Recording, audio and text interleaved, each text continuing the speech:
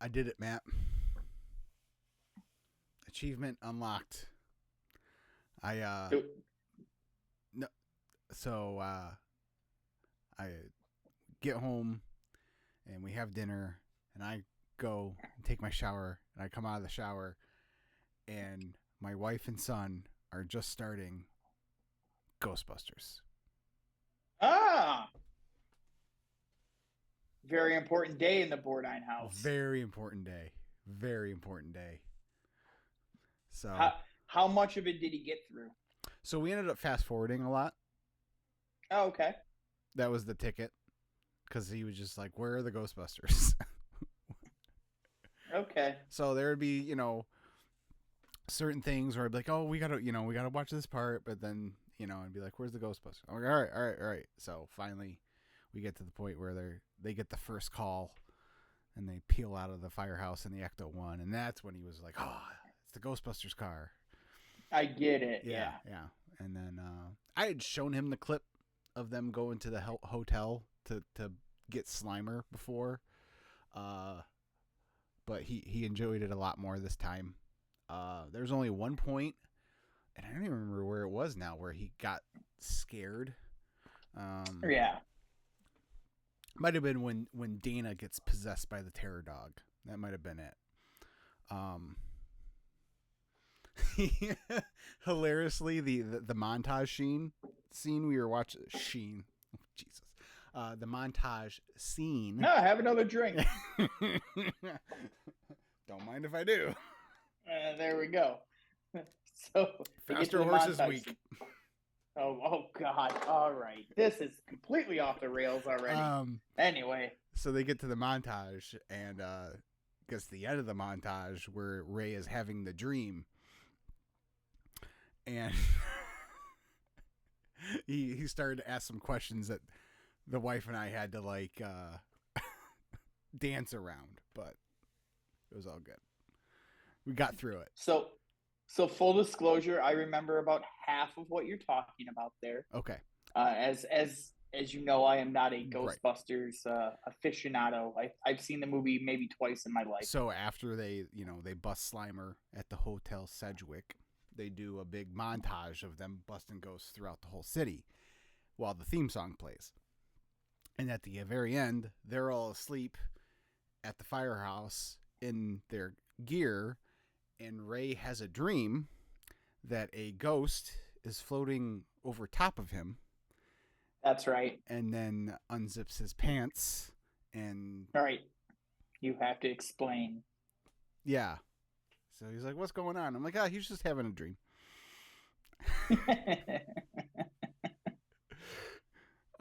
But yeah, no, yeah, and we watched the big end and everything, and he was very excited to see Slimer, and very excited to see the marshmallow guy, as he calls him.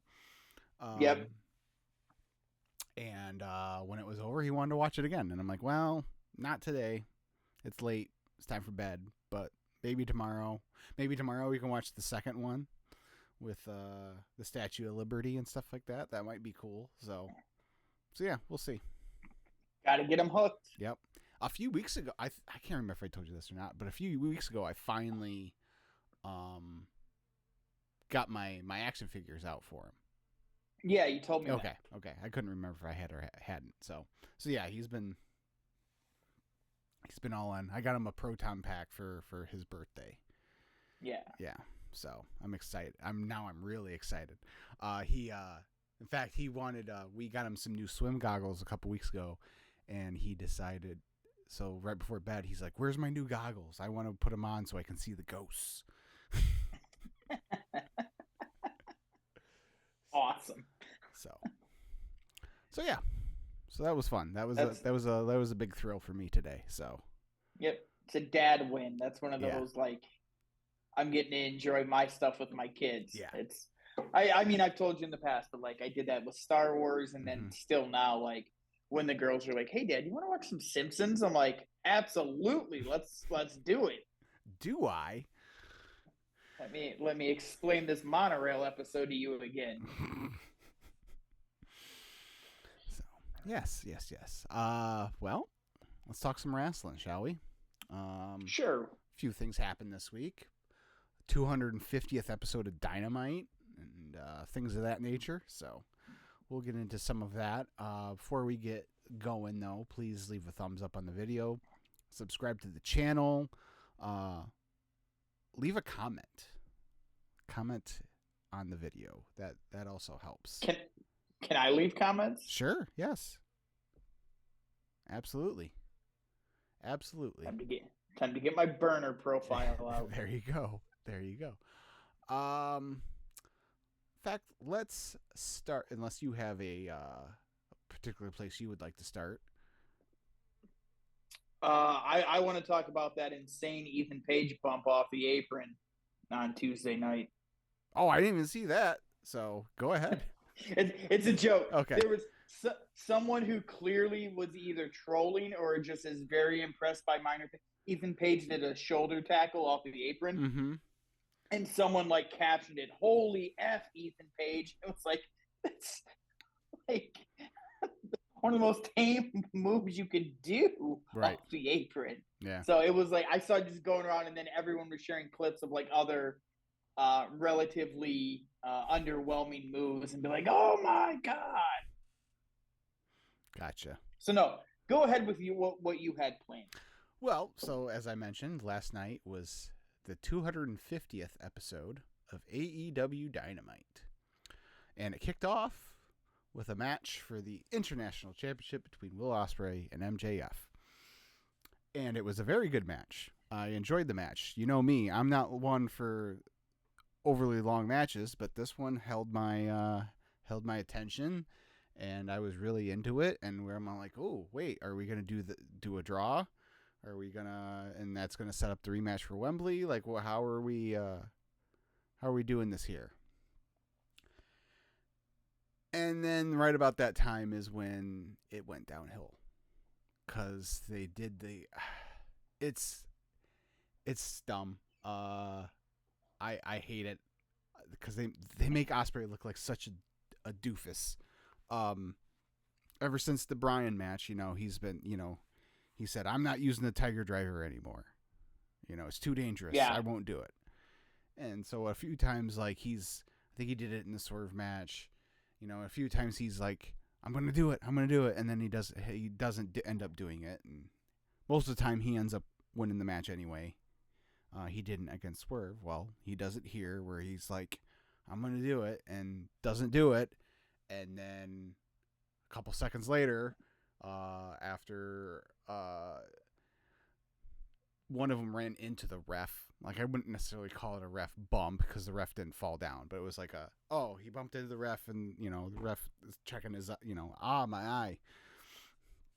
And MJF did what MJF does. He gets the ring out, punches Will in the face, and with like 2 seconds to spare, wins the international title. And I'm like, that was a perfect encapsulation of my gripes with AEW lately. Like, they have it. Like, it's in the palm of their hands, and then they just go, bleh. And yep. And I'm like, I'm all for MJ. If you want to switch the title and whatnot, cool, whatever. If that's the story you want to tell, but like, I just don't. I don't think this will he, won't he thing with the Tiger Driver is doing what they think it's doing, or whatever they were hoping, because like yeah, he hit Bryan with it, but like 2 weeks later, Bryan was back wrestling. He just won the goddamn Owen. Like, yeah, it's this problem, and AEW, it feels like, is having more of this issue than WWE right now, of like just expecting wrestling fans to ignore reality of the situation and stuff like you just said. Oh, this move's too dangerous, I can't do it anymore. But the guy that you did it to is fine and has been fine for a long time. So like, I'm not gonna get emotionally invested in that anymore because you've made it. It's like, remember when Pac went how many years did Pac go before he pulled out the what does he call the corkscrew? The Black Arrow. Yeah. He refused to do that stuff for years. So when he finally started doing it, it meant something. You can't be like, I'm not going to do this move, tease and then start teasing doing it like 3 months later and have people pop for it over and over again. It's stupid. Or if you're gonna do like, he just the people talk about the NXT people under Shawn and the why am I so violent? Like, he had that moment, and it felt like it lasted a full 2 minutes of him just having MJF in the double underhook and like looking around like, should I do it? Should I do it? Like, yeah. Like, if you just want to have him do it like a split second thing and then like go into like, that's one thing, but to do it for that extended period of time, he just, like I said, he just looks like a doofus. I'm not really, not to get too far off of it, but like I'm not really sure what they're doing with Ospreay anymore. It's a good thing he's probably the best wrestler in the world, bell to bell, right now, because everything they've done with his character since he's come in, to me, has been a complete fumble. Bringing him in and having him do the stuff with Don Callis, like it's Will Ospreay. He does not need to be trolling around with Don Callis, who's like bottom barrel interesting in that company. Yeah. And then they throw a secondary title on him that doesn't really mean anything. And having him lose to Swerve in his first world title match, and I'm not a big fan of having him drop the belt to MJF here. I'm not a fan of MJF going after arguably the third most important singles title on the roster. If you want to throw the women's titles in there, it could be fourth or fifth. Like, I don't like how he's being presented. I don't like the way Okada's being presented. I don't like the way they presented MJF since he's come back. Like, I don't get what they're doing with a lot of these guys. And it's stuff like having Ospreay just, I'm conflicted about doing a move. Like, that's not Will. Will Ospreay is an assassin. Like, he doesn't feel bad for hurting people. I'd argue that the elbow to the back of the head is a more dangerous move. I was just gonna bring up the hidden blade. Like it just makes no sense to me. He great spot in the match where MJF had I can't remember. And he's pointing at his head? Yeah, he had like ducked out of the ring or whatever and it was like, oh, I'm so smart for avoiding stuff. And then the camera work was really good, and Ospreay just comes suicide dive through the ropes and hits him with a hidden blade. That was like beautiful.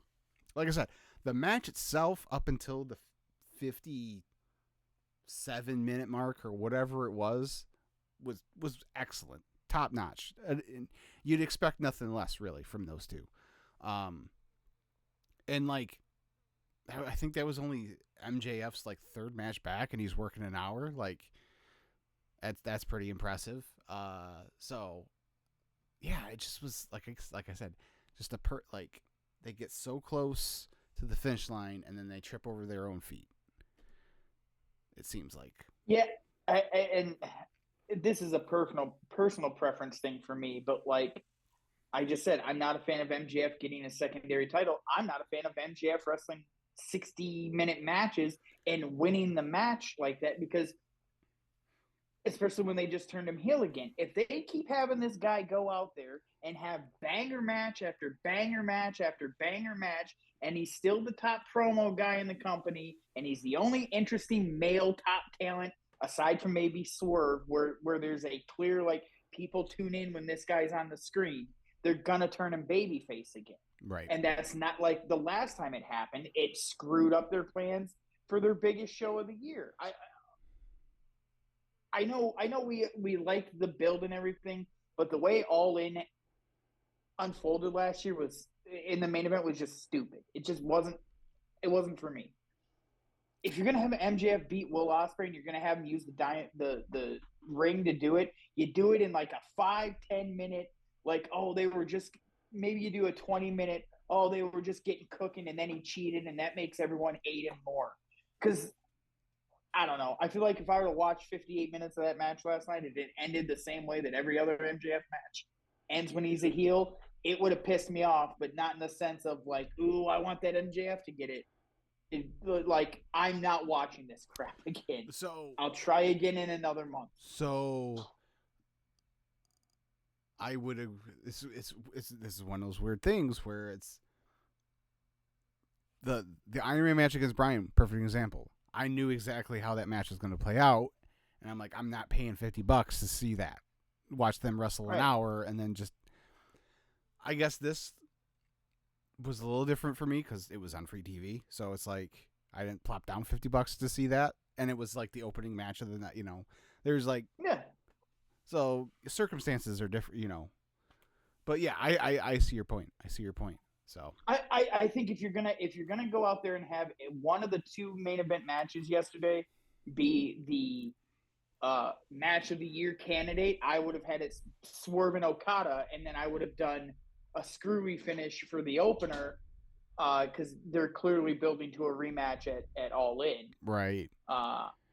Yeah. And that way you show people too that, oh yeah, we know, we brought in Okada who's supposed to be the best in the world, but we promise he's not just a goofy comedy guy who says bitch because it's funny when foreign people say swear words in English. It's 1980 all over again.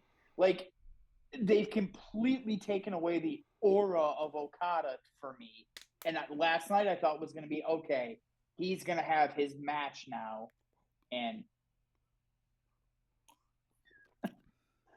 for those on the audio version, Chris just took a sip of something and it caught him off guard. Yeah, I don't know about that. Okay. It's a Skittles drink. Oh, I've seen those. I have not bought one. Yeah. Yeah. So we just got it into Country Market today, so I snagged one before I left to try, and it's interesting. It's a Skittles drink. So yeah, I thought last night was going to be Okada's like first real big one-on-one banger. Mm-hmm. And they went in another direction, and that's why like I'm not in. It's part of the reason why I'm just not at like. I really want to get back to watching Dynamite. They had to get the heat going for Blood and Guts next week. Yeah, you want me to go off on that stupidity, or do you want to move along? We'll move along. But anyways, I'm just gonna say one thing because it's been on my mind all day. Okay, go ahead. Why is Mark Briscoe in this match? I don't know. I just want someone to explain to me with a real, again, make it make sense. He has no tie to the company at all. And the whole reason him and his brother were never in the company is because they didn't have the balls to put him on TV because Jay said something awful 15 years ago and they wouldn't get over it. And now he's going to would go over it. Turner wouldn't get over it. Whatever. But now Mark Briscoe is going to fight for the honor of AEW? Yeah. Who books this shit? We know who books it.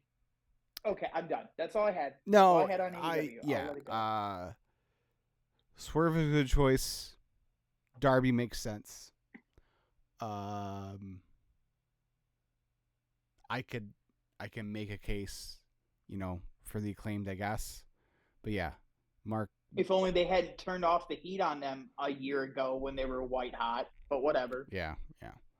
That's the weird thing too about like not being fully immersed is like apparently everyone's just turned on the Acclaimed. Yeah. And for me, I'm just like, whatever. Like they're still the Acclaimed, So I'm not going with the flow on that one, but yeah, and not only did like he was the first one to like declare for the team, like it was very strange. The word you're looking for is stupid. It's not strange, it's stupid. Okay. That's fair.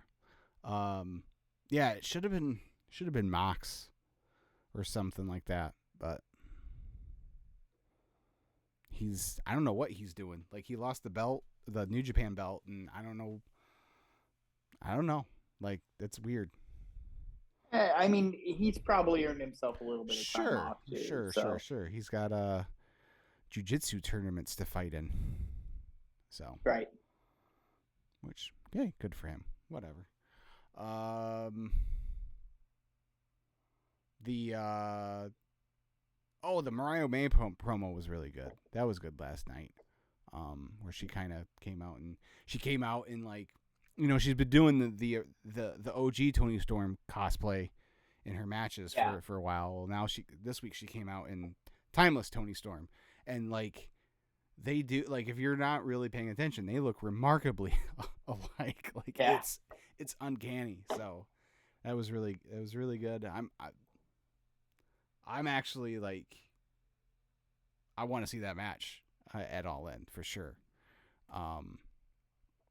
It sounds like there's 3 or 4 really good women's feuds going on AEW finally. Yeah. You know, 250 episodes into the weekly program, they finally figured out how to book more than one women's feud at a time, which is great. Mm-hmm. Yeah, for sure. What else was there last night? There wasn't a whole lot because the first match went an hour. You know, Mercedes wrestled Nyla, and that led into one of the other stories of Britt being in the crowd. And then the Swerve Okada match. So Blood and Guts is next week. So all right. On Raw on Monday, we talked about it a little bit last week, and I just kind of wanted to talk about it a little more because it's been, I don't know, like the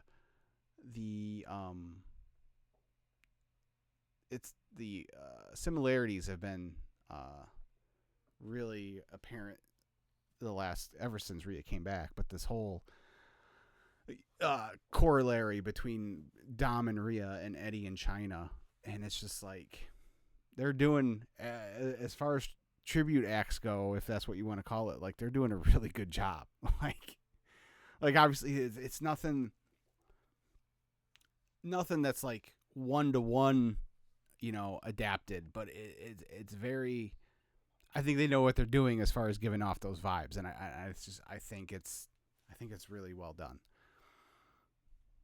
It's a pretty simple, like, it's easy to follow, and for me it's easy to predict what you think's going to happen, but there's lots of different ways they could go with it. Mm-hmm. And that to me is what is making it interesting. And it's not just going to affect Liv and Dom and Rhea. There's all of Judgment Day is being pulled into this. And it's very interesting to think about, like, what it's going to mean in the next 6-8 weeks, I think, with this story, and the fact that they're playing off of kind of the same sort of story with Eddie and Chyna back in the day to get it moving is really well done. Yeah. I loved Dom coming out all throughout the night. He kept trying to give her these roses. Like Eddie would give Chyna. Of course, these are black roses because, of course, it's Rhea Ripley. Right. And the way I love Damian Priest's role in all this too, because you could tell he's just like, you could tell he's still, you know, obviously he's got love for Dom, but he's just sick of his shit at this point. Right. So he's just like, all right, bud, you want to be an idiot? Here, let me push you into being an even bigger idiot. And he's like, oh, you're gonna talk? You gonna let Jay talk about Rhea like that? What are you gonna do about it? Right. Go man up, essentially. Yeah. And then I was real quick. I looked it up to make sure I wasn't false, but the symbolism of a black rose too can mean death or a rebirth. Mm-hmm. So it's like, on the surface, it looks like oh, he's just giving her, black roses, like you said, but it could also mean the death of their relationship and the rebirth of Dom. Yeah. Coming out of it. Yeah. And then the whole where he slips up and where he's like, I'm gonna teach Jay a lesson that you belong to me, mommy, and stuff like that. And she's like, excuse me. And Carlito is like an unsung hero of this whole thing, because he's just like McDonough too. Yeah, sure, but that's not cool. Right. When this whole time, every time, Liv is involved, he's like, that's cool. The goofiness with JD and Finn the last couple of weeks too is like, I'm just really like, almost like they're playing off of the ridiculous, and I think they're definitely going to be involved in this going forward, either with a new Judgment Day or like I'm curious to see how the various members get booted out and what shapes coming out of it. Yeah, I think it's because I feel like this is angling towards Damian and Rhea. Damian or Rhea, or just like the whole group going their separate ways. Right. Yeah, I don't know if. So I think, much like Eddie and Chyna, Dom is going to spend the next few weeks, kissing up to Chyna, or kissing up to Rhea, trying to make, make sure he's in her good graces in that. But then eventually, he's gonna turn on her, and I'm thinking at SummerSlam. I think he's gonna turn on Rhea and help Liv retain at SummerSlam. And then I don't know if Finn and JD go with them, if they're all together as a unit, and then Priest and Rhea are just on the outs, or if they'll be like a separate thing. Kind of hope it's all together. I don't want to lose that banger Judgment Day theme song. Jesus. But well, yeah, there's so many interesting ways. Like, you see, I don't know that I think it's too obvious that Dom would betray Rhea at SummerSlam. I feel like it could be an accidental cost for the match, mm-hmm. and then she's mad at him even more. And then eventually, I think we both assume that Priest is going to lose to Gunther. Yeah. Once Gunther doesn't have a title and Rhea doesn't have a title, you're going to have this, they're going to be arguing about that. I see a lot of infighting, and then that's where someone is going to break away from the group, and they're either going to keep the rest of them with them, and whomever gets knocked away is the bad guy, or it's going to be like Rhea and Damian go out on their own because they've been kicked out of Judgment Day by Finn, and Liv has taken over and all that. So yeah, there's just a lot of interesting things they can do right now. I see Finn kind of getting a little big for his britches. It's like, all right, well, you guys don't have your titles, but JD and I still have our tag titles. So now who needs who and stuff like that. So right. It'll be interesting. No. I'm interested to see where that goes. So yeah.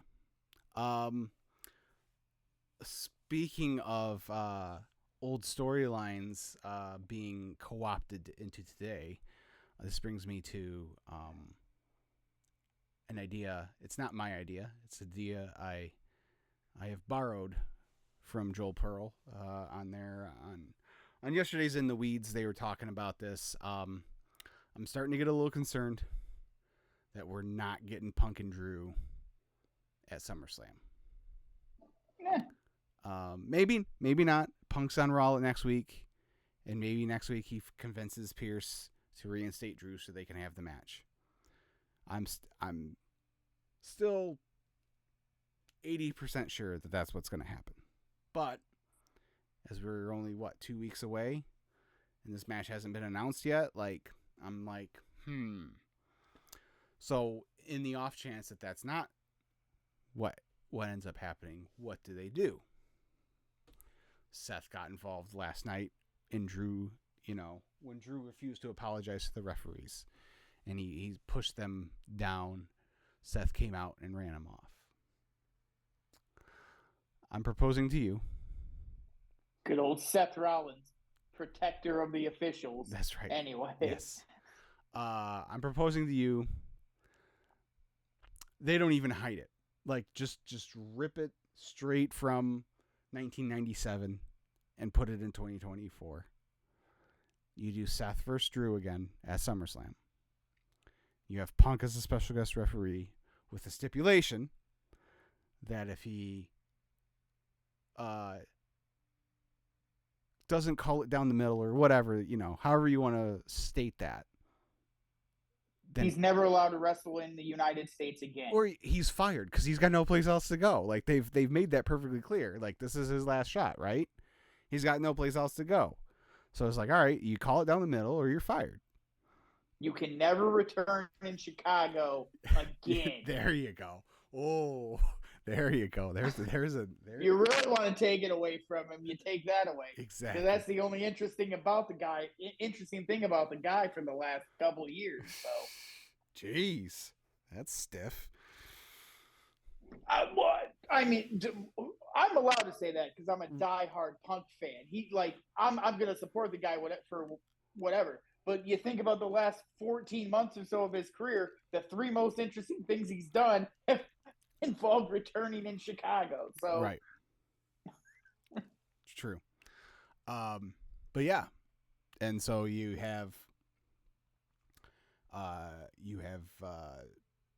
Drew in the Brett role, you have Seth in the Taker role, and you have Punk in the Shawn role, and you just run back SummerSlam 1997. Yeah, but there's got to be some stakes at play for Drew and Seth then. Okay, so because if it's just they don't like Punk, like, okay, but what does Punk cost Seth that fires him up even more? Because he already cost him the title once. Right. What's he going to do to piss off Seth even further? Well, if you make it number one contenders match. Right, exactly. You make it a number one contenders match. Priest already told Seth that regardless of whether if Priest ends up beating Gunther, Seth. I think we're onto it here. Seth can get another shot. Well, you do a number one contenders match then. Right, and then when Punk accidentally screws Seth, it sets up Drew and Gunther at the pay-per-view in Germany. In Berlin. Yep. There you go. And then you can do... I know people are like, well, Seth and Punk are a Mania match. And you could still probably do that again. But look, you never know. If you want to make sure you get that match in the ring, do it now. Get it in the ring now, because yeah, my elbow could happen again at any minute. Exactly. You can always find a creative way to get back to it at WrestleMania if that's what you want to do. And we're only 8 months away from Mania. You got to figure if Punk's gonna feud with Seth next or Drew next, whatever match he jumps into, it's gonna last a couple months. So you just split it up, half now, half for Mania, and make your pick. Right, and then you can do so you do the Seth match at Berlin, and then you can do the Punk Drew match finally at Bad Blood. Which everyone thinks is going to be a Hell in a Cell match. Yeah. So, and then Punk needs to apologize to that reporter in Scotland if that's the first Drew matches in Hell in a Cell. Well, I mean, he didn't. He said he wasn't interested in doing that. I'm sure if they walk up and they're like, "Listen, Punk, we got a check with a bunch of zeros on it. We need you to do a Hell in a Cell." He's going to go do it. Right. But yeah, that was I get it. Honestly, I'm in no rush to see him get back in the ring if he's not ready yet. Because those three personalities are going to make it interesting no matter what. And look, WWE, people aren't watching WWE because the in-ring action is what draws them. It's all the stuff that goes along with it. Guys like me who get really hung up on match quality and stuff, yeah, they might be getting frustrated. But the main event of WrestleMania was not a good match, but everything that went into it was exciting and exhilarating and made you like, this is why I watch this stuff. Yeah. They'll figure a way to make it entertaining once they get it in the ring. But until then, those three guys can carry it on the mic too. Yeah. Yep. So, I guess the other option is people have been tossing around is that you just pivot and do.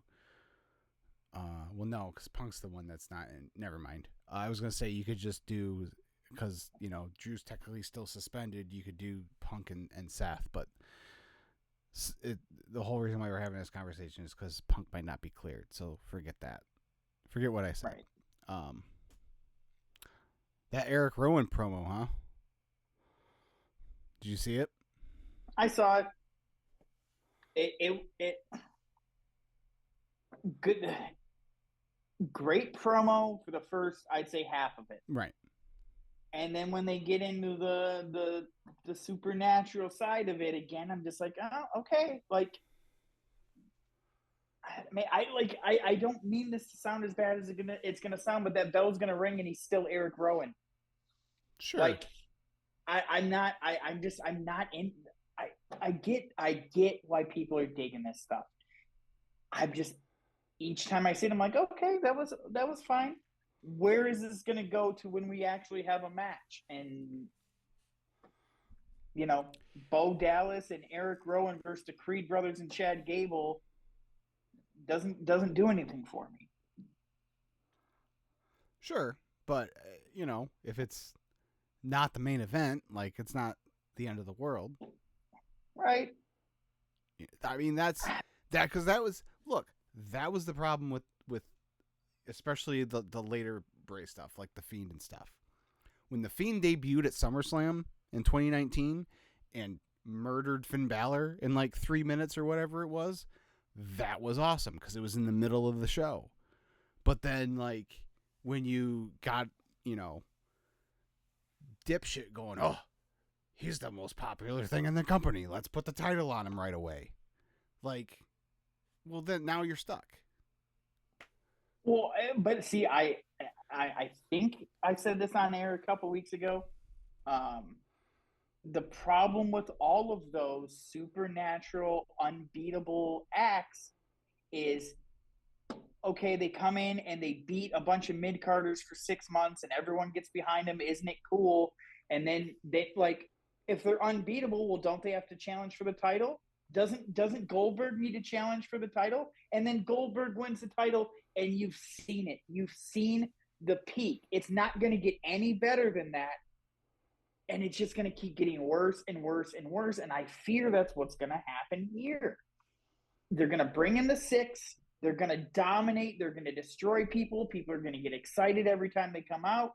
And then at some point, they're going to have to be like, well, he's not lost to anybody, or they've not lost to anybody. They've run through the roster. You got to put him in the main event. It's what people want to see. And then like what happened at that Hell in a Cell show years ago happens. And I don't know. I just don't see how this is going to end in a way that is satisfying, because aside from The Undertaker, supernatural gimmicks over the history of wrestling fizzle out just as fast as they get white hot. That's fair. I still don't like. I don't consider these guys supernatural yet. They're just spooky. They're just weird. People I wouldn't want to interact with, like on a in real life type thing. But they haven't done anything that's not done elsewhere in wrestling, like the lights on, lights off stuff. Like, that happens all the goddamn time, and that's not considered supernatural. So they have, to me, they haven't done anything that's like, where they have any kind of special powers or anything like that. So, nah. But other than that, yeah, I get your point, and it's definitely, look, it's I'm not saying I'm not concerned about it, but I just, I just gotta wait and see. So. Yeah, and like, look, I think the other part. Go ahead. No, I was gonna say I like I like that we finally acknowledged, we're not playing dumb, like Yeah. this. Uncle Howdy is Bo Dallas, the Rabbit is Eric Rowan. Speaking of things from 2000, Chad Gable was the most 2000 Kurt Angle anyone's ever been since 2000 Kurt Angle when he's out there like, I gotta tell you guys, Uncle Howdy is Bo Dallas. like thinking like he's smarter than everyone and got it figured out when it's like, yeah. We all know, dude. Yeah. But the we finally got the Creeds with Gable, which is something that we've been waiting for a while. And I like the beatdown of Bo and he wasn't it wasn't that he was impervious. It was more Mick Foley than it was anything else, where he's like laughing through the pain and to try to get through it. He wasn't no selling. Almost, he has a supernatural ability to experience pain. Nah, that's not supernatural. And what do you? Okay. But Bruce Pritchard is still producing this stuff, correct? Maybe. I don't know. Maybe. Yeah. I look. I have a pretty good idea how this is going to play out, because every one of these gimmicks that he's produced for 30 freaking years, this is how it goes. I just, yeah. Again, I don't know how to say this without sounding like a jerk, but if the most interesting thing about Eric Rowan is that everyone around him that he cared about is no longer with us, I don't see how that's got long-term legs for wrestling fans. I don't know. Sure. And look, for everyone, for you, it might not, but there's definitely, I don't know how big a portion, but there's a significant enough portion of the audience that this is for it, and they are into it, and this is what that brings them in. So yeah, I don't know. It could just be me, because the audience is different than 11 years ago when the Wyatts first debuted and stuff. But when the Wyatts first came in, they were creepy, they were weird, but they were still humans and they were beatable. I don't know how long I'm going to be able to hold the interest of having to build the six up as a juggernaut so that you can finally start to beat them, where I'm not going to lose interest in it, because we've seen it before with the Wyatts. When the Wyatts came in, we hadn't seen something like that. That's part of what made it unique and refreshing and new. And this is just kind of a rehash. And I'm saying all this, but I'm very happy that this group is getting to do that. I'm happy that Taylor Rotunda is getting the chance to be on the big stage and do something that's meaningful to him and has some meaning for his family and to honor his brother, and that Rowan gets to be in the business. I'm happy for them as people, but as a consumer of the entertainment side of it, I'm just, it's not doing it for me. That's fair. Completely fair. So, anything else wrestling you wanted to discuss?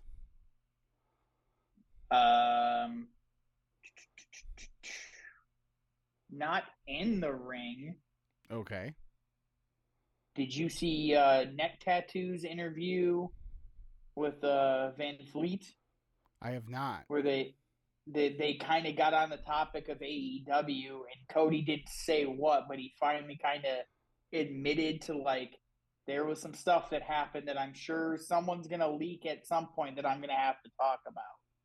And he admitted that the end of AEW was awful and it didn't go well, but he chooses to take the high road and not say anything negative about that place because, he helped create it and all that stuff. But it was kind of the first peek of like, no, there was some stuff that happened that I'm sure someone's gonna bring up at some point. And it was interesting to like he looked uncomfortable talking about God, I want to know. I need to know. it. I really want to know what went wrong there. And I almost want to know more just to be like, if he like to confirm in my head, and I think a lot of people's heads, of like Cody saw the decline coming before anybody, and I just want to hear like what the story was, and then be able to piece it together and be like, oh man, he was right. Mm-hmm. He knew what was coming. Or no, he just got lucky and happened to stumble into it. Like, Yep. I still say that was the. It took a while longer for it to become noticeable, but that is going to be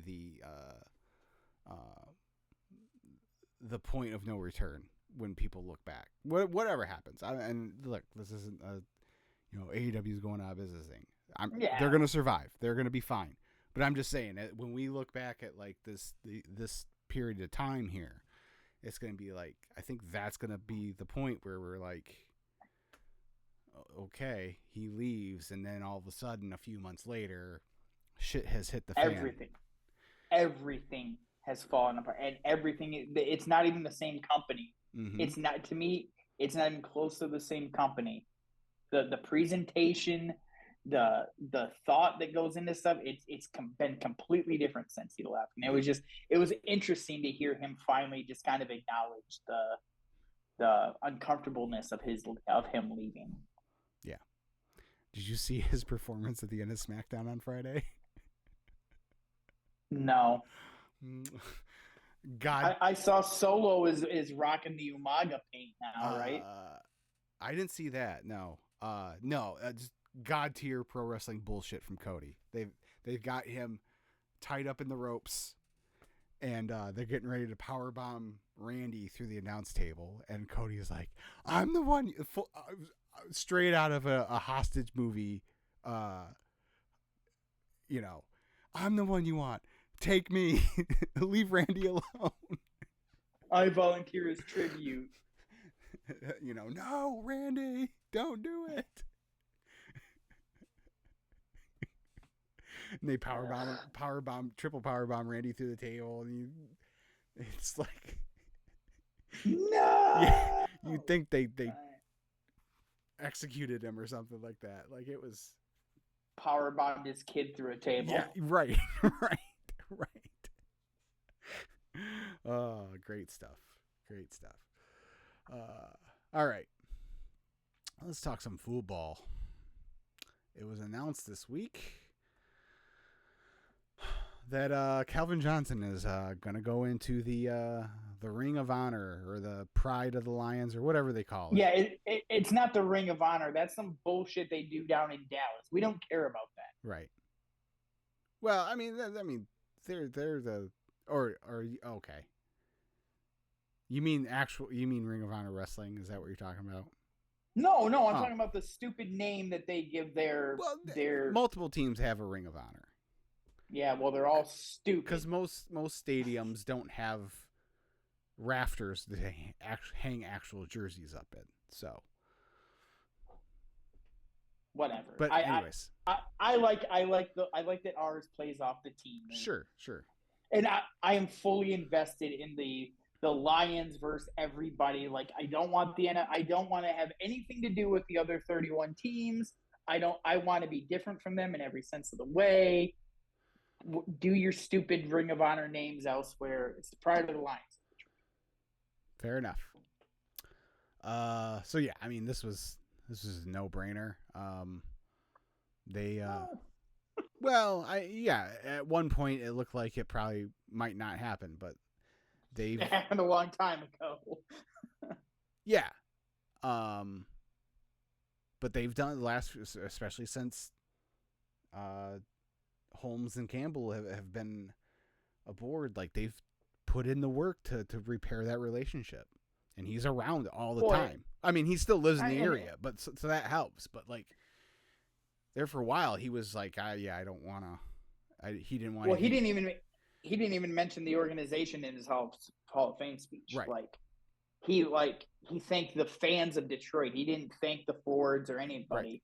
Right. But Martha has done a great job of, and I think when they brought in Spielman and got Barry around too, it was like, hey, we recognize we need to fix this, and they repaired it with arguably one of the 3 greatest receivers in the history of the game. So still got to pay him his money back.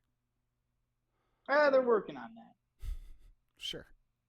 I think the fact that he's doing this is a sign that they're working something out. I'm sure there's some sort of legalities they have to go through too. Yeah. To get it done. But it's exciting that they're doing it Monday Night Football against the team of our Seattle correspondent, the backstabber himself. Yeah. Hopefully that gives him the juice to actually beat that fucking team this year. It'd be nice. I really don't want another message from his wife. Fair. I got nothing. I got no comebacks at this point. So yeah, don't you have a baby to worry about? Leave me alone. Right. Go deal with your kid. Don't harass me about the Lions.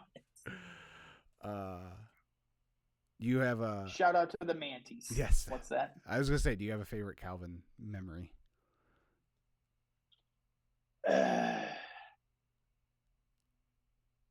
Man, I don't have a specific big. I remember when I was convinced that he was going to be great. It was his rookie season. He hadn't had a great start, and I want to say they're playing the Carolina Panthers, and they ran a reverse for him, and he just broke off a run, and I just remember seeing the speed and the size at that point and going, oh, they didn't just draft another. This isn't another Mike Williams. It's not, Roy Williams. This is a dude. This is we got something here. And just from there, it snowballed. Yeah. The Dallas game where he had 300 and some yards. Right. And that gets that gets overlooked because that's the fake spike game. So everyone just remembers the fake spike. But yeah, he went off on that game. The one specific play that sticks out to me is the one is against Cincinnati, is at Ford Field, and Stafford just chucks it up to him, and there's literally 3 guys draped, and one behind him. Yeah, I think. And they're literally draped all over him, and he still rises up and catches the ball for a touchdown. He was, and it didn't even look like it was hard for him. He just went up and got the high point of the ball and came down with it, and it was just like, how do you stop that? How do you stop it? Yeah. So he was amazing. I mean, I would argue Matthew Stafford has a career because of Calvin Johnson. If he didn't come up with Calvin Johnson, Matthew Stafford, I think, would have been out of the league 5 or 6 years ago. Everyone talks about his arm talent and stuff, yada yada yada. He was blessed by having literally one of the 5 greatest receivers ever played the game. As whenever he needed a play, just run downfield, Calvin, I'll throw it up to you. Maybe you get it, maybe you don't. But outside of Calvin, Stafford never really made a guy, and he didn't have to, because when he came up, he had a goat. He helped Kenny Galladay steal a shit ton of money from the Giants. Everyone said Kenny Galladay. Yeah, okay. He made Kenny Galladay. All right. He should be on charges for accessory to armed robbery. Fair enough. Speaking of Lions receivers, you have been you haven't finished it, you said, but you have been watching the Receiver show on Netflix featuring the Sun God, Amon-Ra St. Brown. So what I know you had texted me a few of your thoughts earlier, but what have you thought about it? Specifically, Sun God. So I think some of the stuff with him, if you're a Lions fan, is actually pretty boring. because we know the story. Right. We know the story of his dad making him work out. You know the story about the 13 receivers. You know about how he got hosed in the Pro Bowl. Like, it's all kind of rehashing stuff that we know, but it's interesting to see him compared to the other 4 talents on the show, where they've all got these big personalities and they're very arrogant and very boastful. And then you've got Amon-Ra, who's confident. There's a difference between confidence and arrogance, in my opinion. Yeah. He's very confident. He knows he's good, but he's also very frustrated because he's continuously being overlooked in favor of some of these guys that aren't on his level in his opinion. So he almost comes off like he's not joyful and like he's not a happy person, and he's just really like hyper focused. And when you know the story of his dad and how he was raised, it all makes sense. Yeah. So I don't know if people outside of Detroit are going to be like, oh yeah, we really like him, because he seems kind of like just a dude, a crotchety receiver. But when you compare it with like Devontae Adams, who literally says in the show, like, I'm not concerned about wins and losses, I'm concerned about personal greatness. Like, I was like, immediately I heard that, I'm like, man, I knew I hated Devontae Adams for a reason besides being a Packer, and like that was it. Like, dude, just and Justin Jefferson, I don't know, I'm probably just an old man at this point. Justin Jefferson talking about how he has split personalities, and when Jets comes out, he's a completely different person. But when he's just Justin, he's humble and very just grateful for his life as he's putting on like a $200,000 chain and making sure that it sits right. And he's like, I just like to be very humble. I don't think you're accomplishing what you're going for here. Side note. Go ahead. Side note. Like, we all hate the Packers, like, obviously. Low key, maybe not so low key, but like creeping up behind them, Vikings fans. Vikings fans are creeping up there on the list for me. I'm about sick of hearing from them. It's the whole NFC North.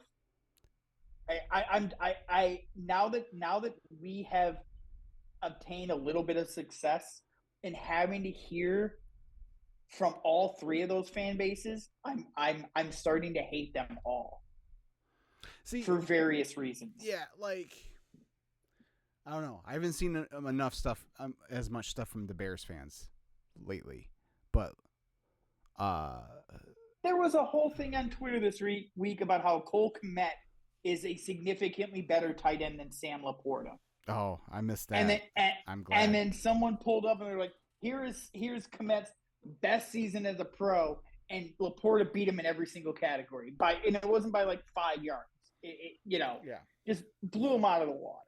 It's maybe it's Bears fans drive me nuts because every August they're like, we're going to the Super Bowl, we've got it, and then by November they're like, well, we only suck because of blah, blah, blah, blah, blah. Not because they sucked the whole time. That's fair. Maybe for me it's because the only Bears fan I really interact with is Robert O'Neill, and he's like the most down to earth, like realistic. Like he's obviously hopeful that Caleb Williams is the one, but like he also knows that it's the Bears and it could very well turn to shit. So yeah, but yeah, but no, no, they've been crying ever since the Christmas Eve game about Hawkinson. So whatever. And there was, what really got me is there was so the Sunday night game, or no, it was a Sunday night game, but the first playoff game, there was a fan in the crowd with a sign, and I don't even remember what it said, but it was like, it made reference to kneecaps, right? Because Dan Campbell made them, and they were like all like, oh, NBC should be ashamed of themselves for putting this sign up because they were making fun of TJ Hawkinson getting hurt, blah, blah, blah, blah, blah. Right. It's like, right. Because that's what it was. Yeah. God, it's so stupid. And they Whatever. And they were serious. They were not.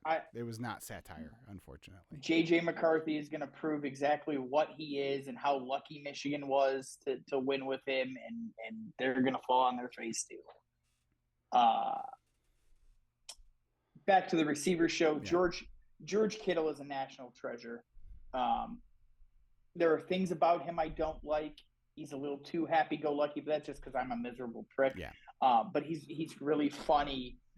He's very personable. He talks about his love of professional wrestling, which is freaking hilarious because there's a scene where he's talking about how much he loves wrestling, and then they show the clip of him getting Pentagon's mask, and they show a clip from AEW, and it leads right into the game against the Jaguars, between the Niners and the Jags, and then they just show like 90 seconds of WWE clips and George Kittle at all these WWE events.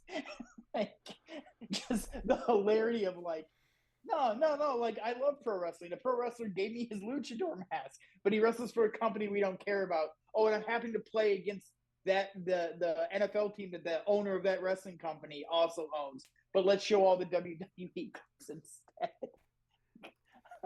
Yeah. Just can't get that mainstream exposure. Yeah. And Deebo Samuel's a prick. I don't like Deebo Samuel. I don't like him at all. And the reason I haven't finished the show is that we obviously know how it's going to end for Amon-Ra, and I don't know if I want to watch that. Right. I just got to the part where Devontae Adams and the Jefferson don't make the playoffs, and now we're into the playoffs. And I really want to see, the atmosphere before the home games, but then when that NFC title game starts, like, I don't know if I can watch it. Yeah. No, I hear you. Hell, I still haven't watched the finale of Winning Time because, like, I didn't want to acknowledge that it's over. So I get it. I get it. If I just save it forever, it's just always going on. Yeah. Cool. I would recommend the show. If you liked Quarterback last year, you're gonna like this one. It might not. They might not, because I guess technically that was last season. But did they tell the story of, or have you heard the story of when Kittle gave Miz the clothesline at WrestleMania last year? They showed the clip of it, and they talked about him getting involved. Yeah. Did they talk, like, I guess he got like a call immediately from George Lynch. Oh, John Lynch? Or John Lynch, sorry. George Lynch is the guitarist for Dokken, sorry. He immediately got a call from John Lynch, like, don't ever do that again. Yeah, no, he didn't mention that, but they talked about how, like, his wife was basically, she goes, yeah, when he retires, I fully expect there to be a wrestling ring in our backyard. I know that's what he's going, like, he wants to be a wrestler when he's done with it. So, hell yeah, more power to him. Hell yeah. But, all right, cool. Well, let's get out of here, shall we? Sure. All right. Well, thank you everyone for watching. Leave a thumbs up on the video and subscribe to the channel. Leave a comment. Tell us if you've watched Receivers, what you think. Tell us what you thought of the MJF Will Ospreay match. Tell us what you think about the Wyatts. Anything we talked about, chime in. Leave a comment. We'll be back next week. And until then, we'll be back next week? I think so. Okay. Yeah, we'll be back next week. Until then, see ya.